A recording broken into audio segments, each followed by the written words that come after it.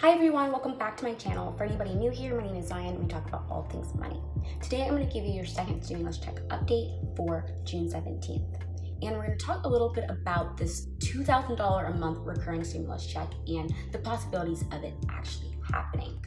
Now, I'm going to put that in the context of what's going on in the world and also what Democrats and Republicans are asking for in this next stimulus package.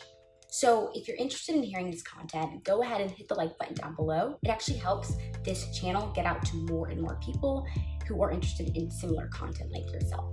And also don't forget to subscribe to my channel because there's going to be a lot more content like this. All right, guys, let's get to the video. The most talked about bill at the moment is the Monthly Economic Crisis Support Act that is proposed by Senator Sanders and Senator Harris.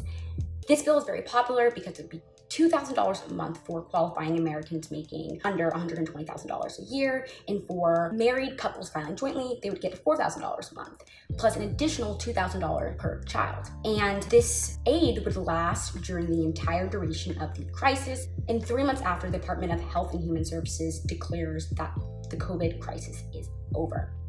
This is a very popular bill because it is open to even more Americans that were eligible for the actual stimulus check for the CARES Act. And additionally, as we all know, there's so many people crying out for help right now because the original $1,200 that was given to us by the CARES Act was just not enough money. A big kind of argument that Kamala Harris is saying is that bills are recurring. They're monthly bills. They're not a one-time payment. So why shouldn't we give some sort of recurring bill? This whole idea of basic universal income has been a really big push and has been a big buzz talk about by a lot of people, and it's been going around in the entire, media per se.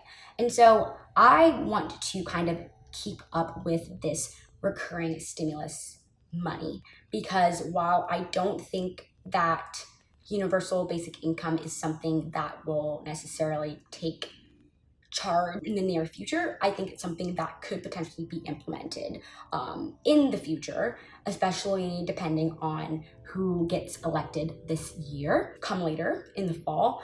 And also just looking at the overall more progressive type of candidates who have been running while they haven't been able to actually become nominated as of yet.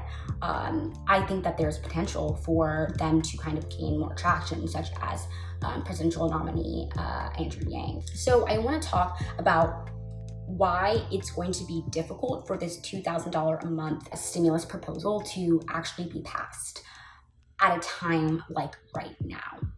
So right now, we know that we have the HEROES Act that was passed by Democrats that would give us this $1,200 stimulus check, kind of similar to the stimulus checks that were given by Congress by the CARES Act. That HEROES Act is waiting to be passed in the Senate, but we know that there is a really slim chance of that act actually being passed in its entirety. The Republicans have the majority in the Senate, and we know that Senate Majority Leader Mitch McConnell is not a fan of that HEROES Act, mainly because it's roughly $3 trillion. And Senator Mitch McConnell is calling for only $1 trillion stimulus. But we know that the White House has made sort of connections saying that they're actually going to have a $2 trillion stimulus package. And so we have the Democrats calling for a $3 trillion stimulus package, and we have the Republicans calling for a $2 trillion stimulus package. So there's a chance that we're going to see them meet in the middle with a $2.5 trillion stimulus package. And $2.5 trillion stimulus package is not enough funding for us to include this monthly $2,000 a month stimulus plan by Senator Harris and Senator Sanders. With that said, and I've been saying this for a really long time, I've been talking about the current protest and civil unrest going on and how that can contribute to cases rising. Additionally, we're seeing states opening back up, and as we're getting into phase 2 and phase 3 of states opening back up, we are seeing more and more cases, and there are very few states that have even reached to stage 3. We're talking about New York right now. So New York is about to, I think, either they're in stage 1 and they're about to go open back up to stage 2. So let's see what happens when New York opens back up to stage 2 and what happens to cases. And also, let's not forget that New York is a hub. You fly into JFK, so just the amount of opportunity, I know I don't know if that's the right word to use, but the opportunity for cases to spike in New York and how that contributes to everyone who leaves and goes to other states as well, we're definitely going to have to see. We also see that schools are saying that they're going to open back up in the fall. What happens when you have a lot of kids out and about and together at parties, not social distancing whatsoever, not being responsible with that? Cases spike. And if we look back to the Spanish flu, a lot of people don't know this, but the Spanish flu, the first wave of the Spanish flu was relatively mild, and then a second wave came back, and that's the Spanish flu that we know today. And so potentially the same thing could happen with COVID. And I bring that up to say that if that happens and we're not prepared, then that is when I could see this $2,000 a month recurring stimulus check actually take place, especially if Joe Biden were to win the presidency. And so I want to talk a little bit about why it is likely not to happen, especially right now. And that's because of the asks by Republicans, especially. So we know that Democrats want in this next stimulus package there to be some sort of state and local government aid. And so we know that might roughly run around $500 billion.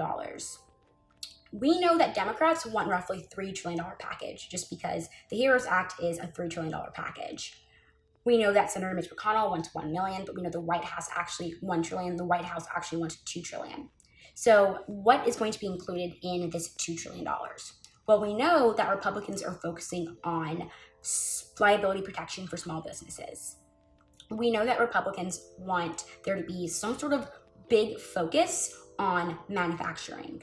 They want to really focus on the economy by trying to uplift as much American business as possible, bringing more jobs, I guess you can say, to overall Americans.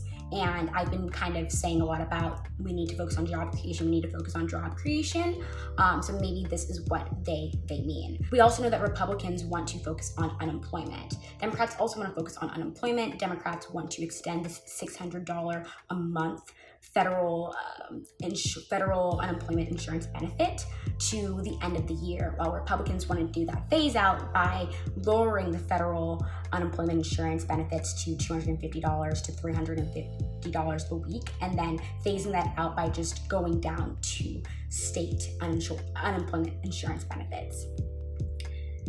So we also know that President Trump has come out and said he wants to spend $1 trillion on infrastructure. He wants to spend that on roads, bridges, but he also wants to spend it on new kind of infrastructure such as 5G.